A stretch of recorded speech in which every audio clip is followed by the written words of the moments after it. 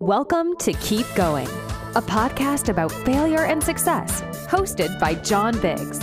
Every week, we talk to an amazing person about a time they failed and what they learned. And remember, when you're going through hell, keep going. Welcome back to Keep Going, a podcast about success and failure. I'm John Biggs.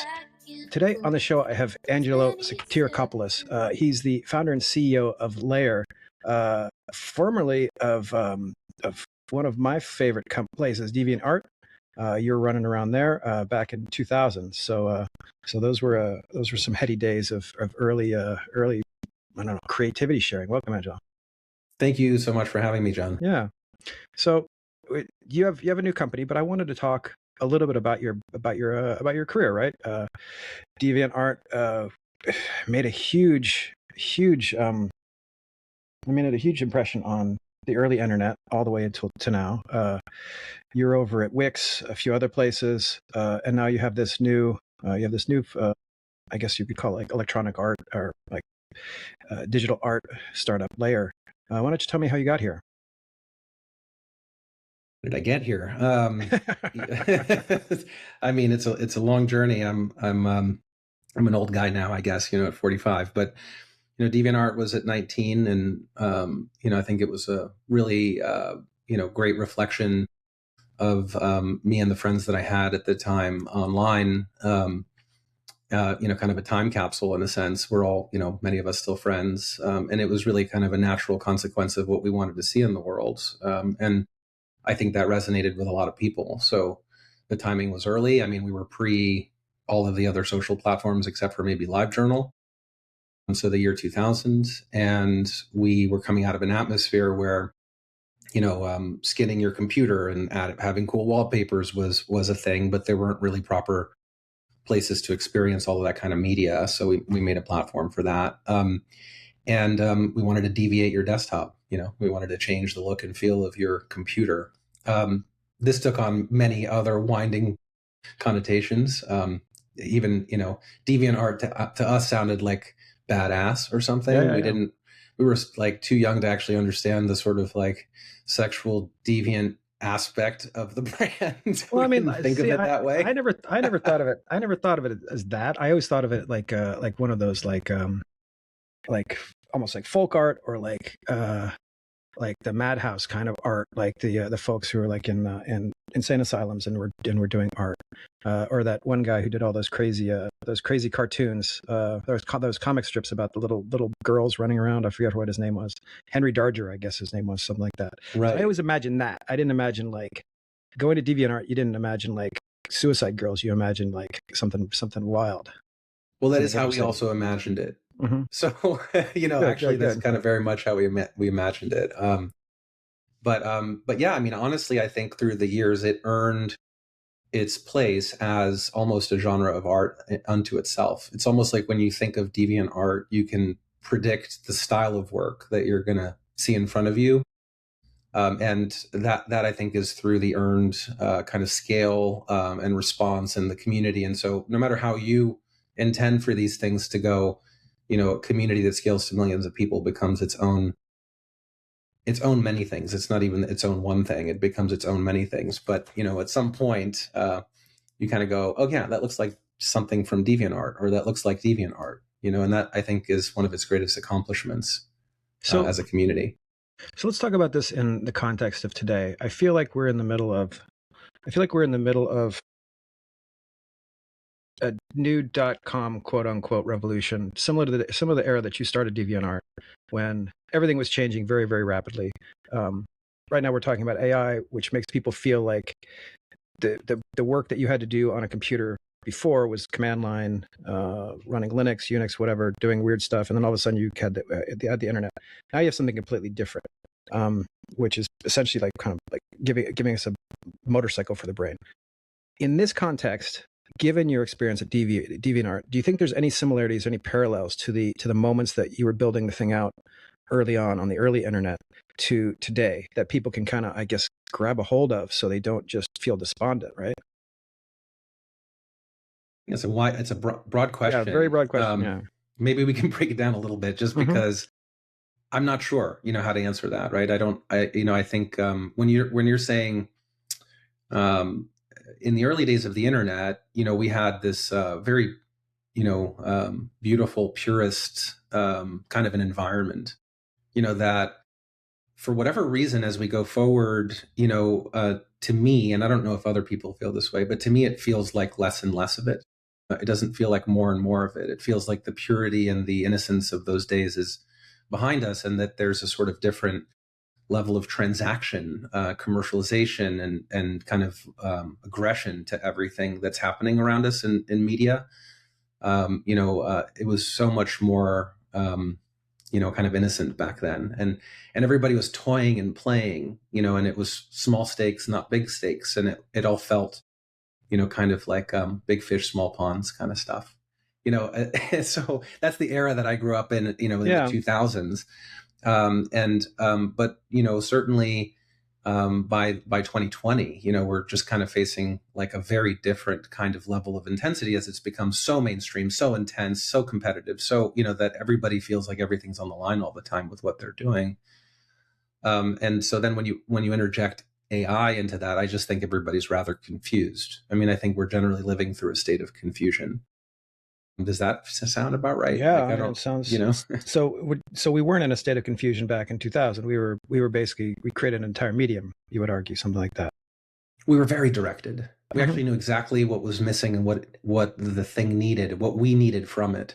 Like the kind of connection, the way we wanted to connect. If you were tapped in, you were building those types. You could build those types of tools. It was hard to build those tools because you didn't have the infrastructure.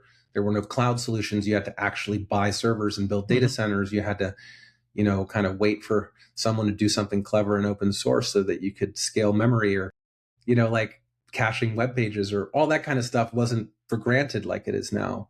But we all knew what needed to kind of loosely come together, and we really wanted communities. We really wanted comment engines. We really wanted to post media. And so like building all of these fun things just felt like revolutionary and exciting. And now it's sort of like all those things are, I could pretty much build a near current version of DeviantArt vibe coding over next weekend, right? Like it's kind of ridiculous. We could literally do it like in probably 10 minutes. On this, told it exactly. Yeah, we do it on this call, which is ironic. We can get 95% of it built, and then we'll be very frustrated with the last 5. But that's a whole nother podcast. I asked it to because I wanted my own email system, or like whatever for like sending out newsletters, and I said, make me a copy of Substack and MailChimp. And now I have a copy of Substack and MailChimp. Now the benefit, the negative aspect of that is that it exposed my Mailgun, whatchamacallit, API, and somebody like sent 5,000 emails through my Mailgun. A hacker did, but I had it, right. It gives it to me instantly, and that's where I'm trying to get here. I think what do we ever go back to that kind of original creative joy? Or is this a different sort of creative joy? Does this democratize the things that us nerds were really, really good at back in 2000? Well, some would say that creativity is the only valuable thing when you move into this kind of an era, because any unique thought actually is the only thing that it doesn't already have. So, that, you listen to Rick Rubin talk about this, that's where he ends up. And so I kind of respect that, and I kind of agree with that. But yeah, a lot of stuff that we cherish and, kind of grew up with, like we're kind of like old now, and kids these days are going to see it different. And, the purity of those days, I think, is quite over. I mean, like a lot of the stuff that, we used to value tremendously and used to have extraordinarily high literal valuations is now considered free and not valuable. So it's a weird adjustment period that I think we're all kind of facing into a little bit. And every day we get a little glimmer of how that might look. So, I mean, there's all kinds of anecdotes there, but we don't want to get depressing. Well, no, let's get depressing. Because I mean, I think the premise of the show, and we've kind of like strayed from the premise, because I think you have a very, very interesting viewpoint on how this all shakes out. What, what's the next type of DeviantArt? What's the next sort of thing that would capture as much attention as you did, or is it even possible to capture that much attention at in any one like forum? There's this very what I would always say about DeviantArt and virality, because I was really often like one of the things we did with DeviantArt was we created one of the first viral networks, something that spread like wildfire, became a top 50 internet property, by 2004 or something like that. So it was like very, very fast moving, and it was one of the first fast moving networks. And so in talking about virality, the most important element of virality is kind of a genuine, like a very truthful, very genuine component. Like, so this person is being very raw, or this, raw moments, like very raw human things go very, very viral. When you analyze every viral video, there's something, very raw, very human, very genuine. And so like it causes that virality a lot of the time. That's a big part of the formula. So when you where I'm going with this. I mean, when you introduce AI, you kind of take away all of the, I don't believe that anything I see now, I don't think it's right for you to watch any media and assume that it's authentic. I think you should assume that it's inauthentic, and then be asking for it to be proven that it's authentic, right? So it's inverted on you. You're not trusting the content. You have a harder time feeling that the content should be viral because it's not genuine. And so it's really a weird flip on kind of everything we know. So what do I think future viral networks look like? I think that I don't know, and you're asking me a really, really big question, but like my gut fires towards vaults and, private community, like truly authenticated communications, and somewhere where blockchain kind of figures out its authenticity issues, and and like you kind of get to a passport to prove you're human, and then to speak from a completely genuine perspective. And even then you can't trust that, because we can always, copy and paste from a GPT. And I don't know, I just think that somewhere in the equation is going to be how we rediscover that genuine component. That's a nice sentiment. I think that's also important. I think you could argue that even what you guys were doing in 2000 was recreating that genuine component, right? So the computing before that was first off, it was solo. You were on your own machine, or you were on a timeshare, but that timeshare machine was green screen. You didn't really have any personality, and you're talking specifically about personality. Let's talk a little bit about Layer, Layer.com. What encouraged you to start a digital art company? There's probably building a hardware digital art display and a kind of curation that we've built. There's usually like 5 reasons why you do something like that. So it's not really just one. So there's 5 intersecting stories that compel you to jump out of bed and re-enter the similar market to your previous company, because I was really an EIR at Expa, and I was looking at deal flow. So I was looking at 125 pitches and debating whether I wanted to go more into the investment side, debating whether I wanted to go into a different sector as an entrepreneur and try something new. And to kind of conclude that I wanted to come back into the digital arts, I think is a very multifaceted kind of determination. But one of those things is that I had been going through an identity crisis after leaving something like DeviantArt and DMusic, and that whole trajectory of kind of 25 years of life. You kind of go through like an incredible identity crisis. I mean, I think anybody would. What I ended up feeling was this very deep feeling like I don't have I wanted to physically sort of have the very best of the best digital art on my wall to commemorate the years. And in fact, the nostalgia had started before I left DeviantArt. In 2020, I actually led a project in the company to curate all 20 years of DeviantArt to that point. So we did a deep dive of looking at all the works in 2000, 2001, 2002, and so on, and the works that would stand out. I was already thinking through the lens of what works would stand the test of the century. What is the fine art inside of digital art? That had already started in 2020. And hardware had started well before that at DeviantArt. So I wasn't able to pull it off, and it wouldn't have been right actually at DeviantArt. But I had looked at all of the display companies, and they'd all come to me. And so anyway,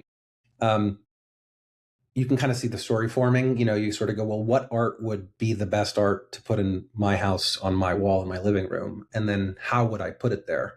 And I was willing to spend any amount of money to buy the solution to that. I was certain that some kid had figured this out by now, right? I mean, I was on vacation for a couple of years after DeviantArt, and I was just sure that somewhere in the innovative lands of the internet, I would find the perfect digital art thing. And I was just sorely disappointed. And so I, set off to kind of build an uncompromising team, and then an uncompromising solution to that problem. Layer is the very best display that you can possibly buy. There is no better way to make one in the year 2026. And it's square. So you're not going to mistake it for a screensaver. You're not going to think it's a TV. You're not going to try to turn it sideways. So it respects really a new space so that digital art can be truly seen as fine art. This brings me to walking the floor at Art Basel, seeing Sarah Mayojas and her beautiful flower petals, and seeing a TV with super high brightness just mangling the edges of her petals. On the floor of Art Basel in 2023, and just how much that hurts me to see that, and to kind of see that for whatever reason, these artists don't have the tools that they need in order to be considered fine artists. Meanwhile, they're taking bullets all day, your work is not on par with sculpture, and it's not on par with paintings. It's not good enough for us. And you're kind of going, well, is that maybe because they don't have a way to be in the world, and that there's no proper instrument for that work to be seen correctly? And that's kind of where the protective part of it comes in, the sort of defensive part of it, the sort of feeling kind of taking care of the DeviantArt community, long after, well, what would I do now at the age of 45 versus the age of 19? And so Layer's a reflection of, I think, just having been that outlier that grows up in the perfect times to be the person to kind of make the DeviantArt, to kind of then be the person to then make Layer. It's kind of this arc, and you feel. So that's another arc in the building of Layer. It's this responsibility that you feel because you happen to be that human that got to that mountaintop first, and so you have to actually, give back because you have a perspective that's formulated and more than 10,000 hours of discipline in that direction, so that if you don't do it, then you're just delaying progress in a sense. I mean, that's a little bit egotistical. Sure. No, I guess no. But do you know what I mean? I mean, it's the cynic in me says this is a whatever. It's a screen for digital art that is fairly frou-frou, but the fact is that you built it for a very specific purpose, to celebrate art that not a lot of people are celebrating, which is exactly why you created DeviantArt, which has its implicit value as well. Is this there's a lot of generative, it feels like there's a lot of generative aspects to this, people can basically code for the screen. Is that how this works, or do they produce images? Most of our we're really a platform for generative art, manifested into life. We're not really so keen or that compelled by, look, the computer and the phone, they're very well served. So if you want to see amazing digital generative, any kind of art on the computer or the phone, we've made sure that you're covered. There's all kinds of we's in there, right? Behance and it's right, and DeviantArt and it's right, and ArtStation and Pixiv and Instagram, and it's all covered. You're good. But if you want to see digital art, rise to the test of the century and be treated as the fine art that it is for the 21st century, it needs to come into life like a sculpture can, like a painting can. And if it doesn't have the instrument on which to do that, then it can't do that. Okay. So like think of Layer as handing classical musicians a synthesizer in the late 1960s. And as a result of that, you see the birth of electronic music. We're handing Layer to the best generative artists in the world in order to manifest digital art into life. Okay. Yeah, I think that makes a lot more sense. I think in terms of like this, I could see some, like, I don't know, crypto bro putting up like his Instagram feed on there, and from one aspect, but what you're talking about very specifically is you're creating, this is canvas, and this is a stretched canvas, primed and ready for actual artists to create on there, which is great. I think that's a great way of describing it. Thank you. Yeah. How do you build out a hardware company right now? What's the game plan here? Because I mean, obviously hardware's hard, right? Man, I had no idea. I thought it would be hard. It's probably 10 to 100 times harder. The reason that hardware is hard is because hardware doesn't have to be hard. The problem is that the people that make it easy, because you're not going to build a manufacturing plant, you're not going to manufacture your own hardware. So you have to find the partners to do that. And the partners that can really do that, they're not accustomed to a startup ecosystem where they take you on. So they don't take you on. So you're working in labs, and those labs are smaller and they have less accountability on warranties or whatever, and so you actually have to really perform for the manufacturers. And that's counterintuitive.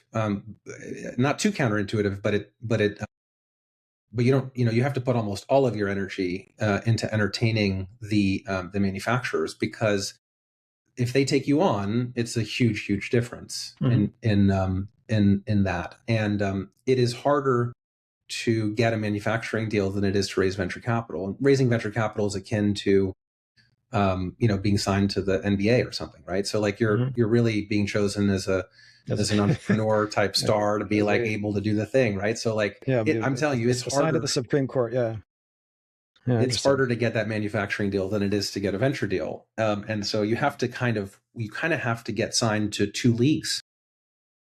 You have to be like Michael Jordan going to baseball and NBA at the same time. It's like literally that.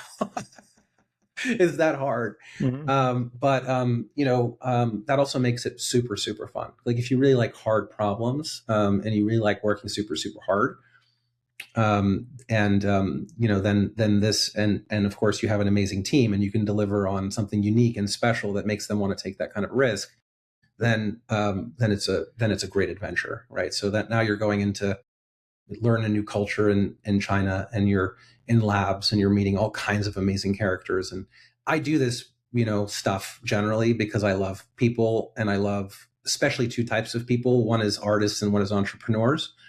Who are both kind of, to me, artists. And so you kind of have the opportunity to go meet amazing entrepreneurs who run these labs, who run hospitality groups, who run, so in my retirement, you're not asking this, but in my retirement, that was my core conclusion. Like you get out of the race and you're not meeting cool people as quickly.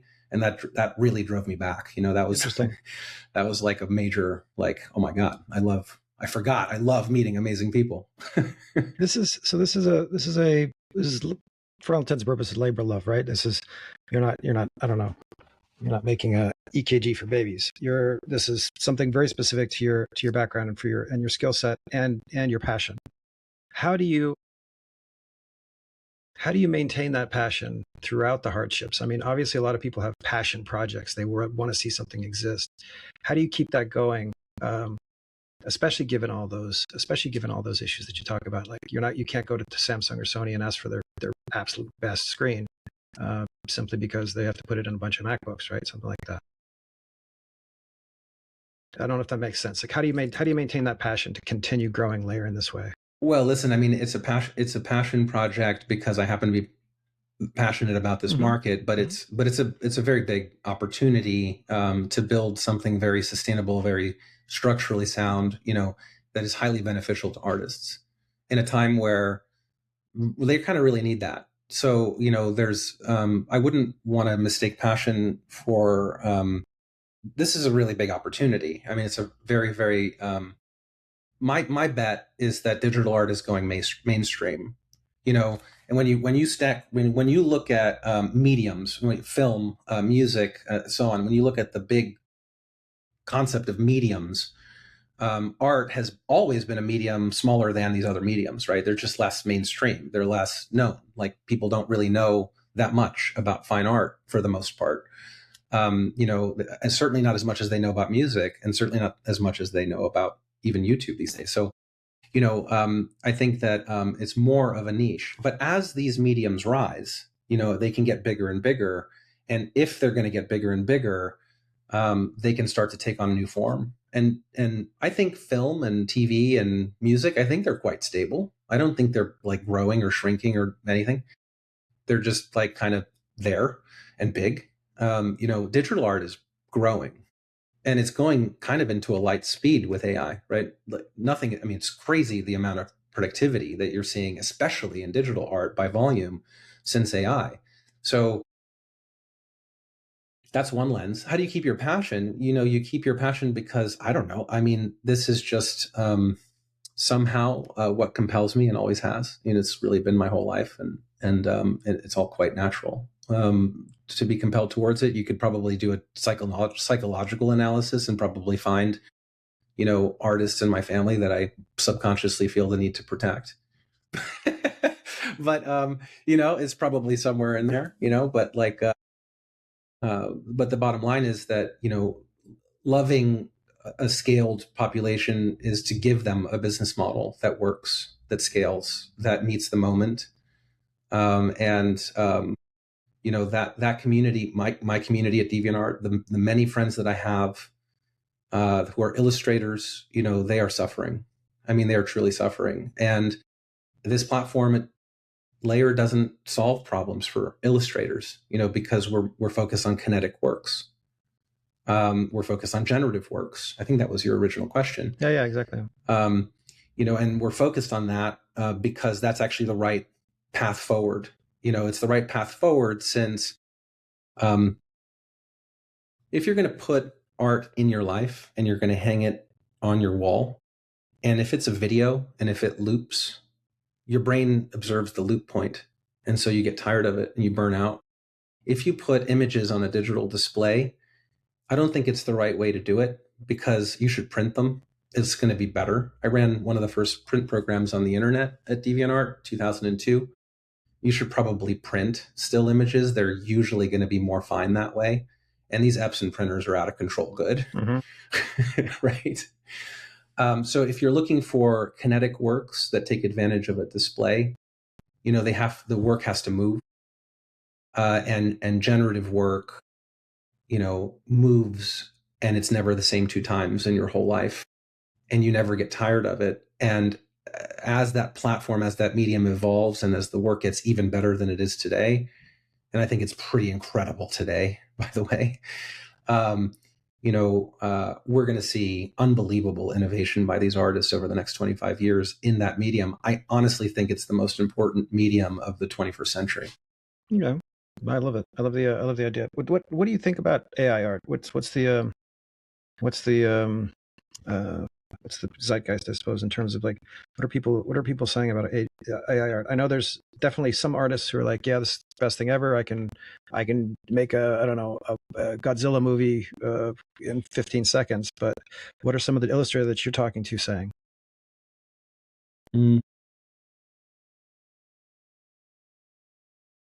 Well, I mean, there's a couple of ways to answer it, but first of all, at Layer, for example, we see all of the work produced before 2024 as probably genuinely human, and all of the work produced post 2024 is probably AI assisted.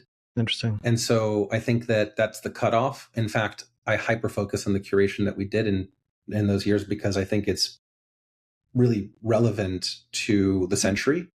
I think that work was the best that humans could produce without the AI assisting. And then after that, you have to assume that all of the work is assisted by AI. And I think that can be its own very compelling journey with a tremendous amount of complexity. A single artist now has the production capability of a studio. Like, you're really allowing, individuals to kind of have a lot more power over the creative process and to do much more complex things. And so that is going to be what we're going to find out about. I can't really read into it too far. I worry about this genuine component, but I think an artist worries about that component. A fine artist worries about that component the right amount. So I think that they will get that right, how to make the work feel genuine and real and raw and important today. I think Rafik Anadol does a good job of showing us a future and having that be his vision of that, kind of taking for granted all of this chaos and allowing you to see it as chaos and lots of imagery and particles and movement and, machine hallucinations and all this wonderful stuff. So I think that's a great example. And then we'll see how the next artist and the next artist interprets the moment, and kind of what they do with it. For the illustrators, I worry tremendously. I worry tremendously because I know that a lot of the jobs are gone. But same thing for the web designers, right? I mean, Wix had a layoff just today. My heart breaks for that amazing company, that amazing leadership team. Matt Mullenweg at WordPress writing, all kinds of, pain yesterday for different reasons. But I just think websites and folks who make and design and produce, that industry of creative class is being assaulted in a very, very serious way. And we're all kind of watching it borderline silently. Interesting. Right. Yeah, that's I guess if we're talking about it, we could argue that the guy with a paintbrush in 1999 looking at what you wacky kids were doing online would be in the same boat as somebody who's like focused on illustration right now. All right. Well, I think this is probably one of the most quote unquote upbeat views of the future of art that I've heard in a long time. Like after the NFT bust and all that other stuff. So I'm glad we got to have this chat. Hey, thank you so much for the time, and I'm glad this sounded upbeat because I thought we were getting kind of negative. But no. I think I am optimistic. Optimistic, and I know creative people are the most likely to adapt, and so that part gives me a lot of confidence. I think it's all about it's about talking intelligently about this stuff as opposed to posting emails that say, or putting up tweets that say we're firing 100% of our staff because the AI just figured out how to, I don't know, open the door for us or whatever. So anyway. This is it's just me talking. So, Angelo, thank you for this. This has been fascinating. Thank you, John. Thanks for having me. This has been Keep Going. I'm John Biggs. We'll see you next week. Thank you for listening to Keep Going, a podcast about success and failure. Remember, Keep Going is entirely listener supported. If you're listening to this, please head over to keepgoingpod.com, where you can subscribe to the podcast for as little as $5 a month. This is a labor of love, and every little bit helps. Thanks for listening. Pacing back and forth for 27 months. I wouldn't have known how to love myself if you didn't break my